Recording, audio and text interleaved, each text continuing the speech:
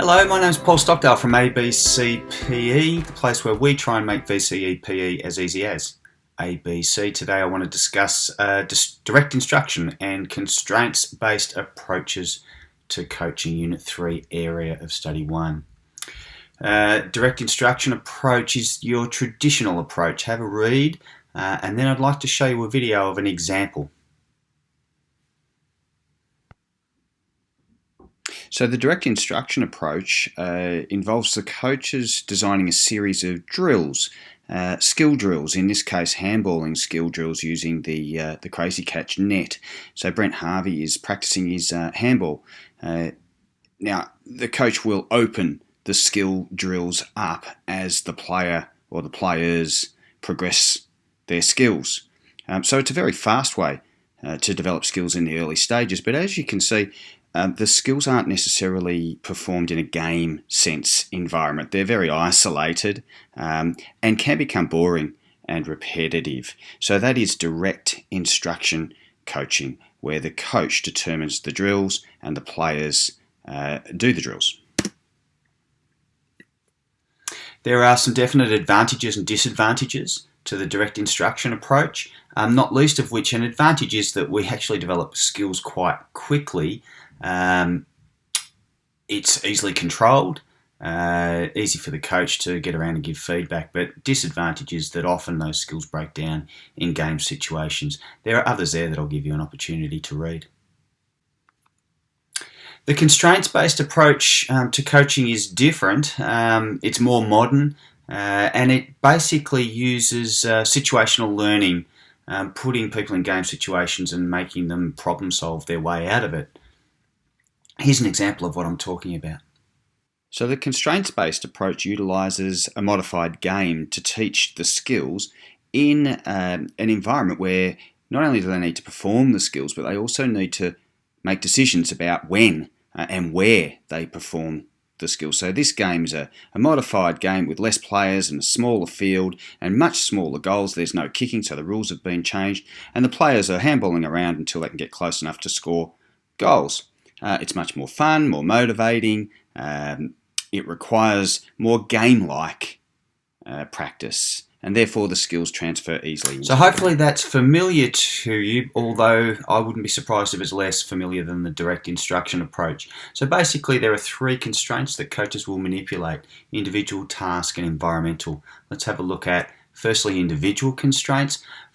An example might be perhaps a football coach doing a tackling drill would take into account the body size of their players before teaming them up against each other. Environmental constraints can be broken up into two: physical environment and socio-cultural environment. Physical environment sort of makes sense in that if perhaps we were playing on an outdoor venue for basketball this week, we might choose to train outdoors, or perhaps it's going to be a wet weekend of football and the coach will put the sprinklers on to replicate the game. The socio-cultural environment, I choose to teach my students the 4 Ps: peers, positive role models, parents, and price. So for example, if I was a coach, I might want to put people with their friends, because I know that positive role models, for example, I chose to play football. I'm a Victorian. There's so many role models in Victoria, and my favourite player were Collingwood players. Peter Dacos, Peter Moore, etc., etc. I was fortunate that my parents were involved in the football club. My father used to run the boundary. My mother used to take me to the games. They supported me basically, whereas if perhaps I'd chosen to play polo, where we needed a horse, a little bit more expensive, Mum might have said, look, we can't really afford to buy a horse, so can't support you in that. The easiest constraint for coaches to manipulate is by far the task constraints.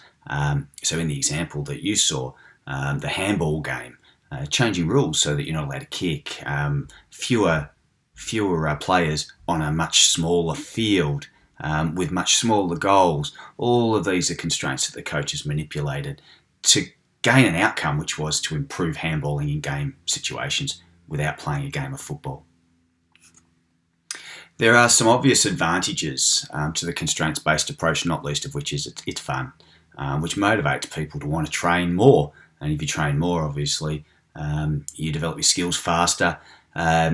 It's also very transferable into game situations. So because you're training like a game, it tends to transfer easily into the game. There are disadvantages.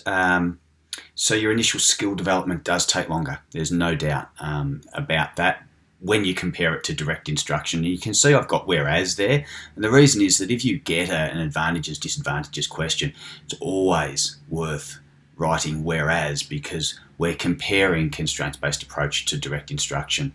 So here's a VCARD 2018 question. I'm going to break that up into two. It's 2 marks. So the first thing I'm going to bracket is outline. That's an important word. What type of constraint the size of a playing area is, close brackets.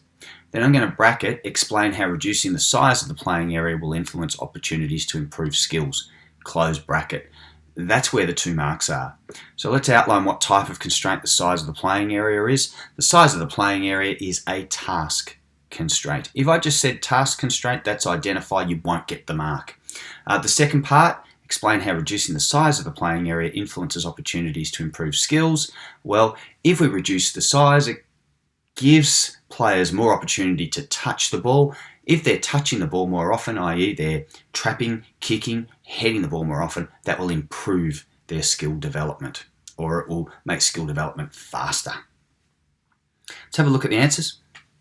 Can I really encourage you to go to that website?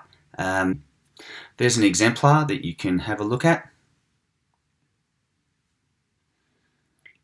And in 2019, there was a multiple choice question. Which one of the following is an important component of the constraints-based approach to skill acquisition? Through a process of elimination, I thought it had to be C. How did you go? Well, thanks for watching abcPE. Please visit our website for more information and to get a copy of the student summary and flashcards from past 50 students. I really recommend that as a valuable resource. I've been Paul Stockdale. I'll see you next time. Thank you.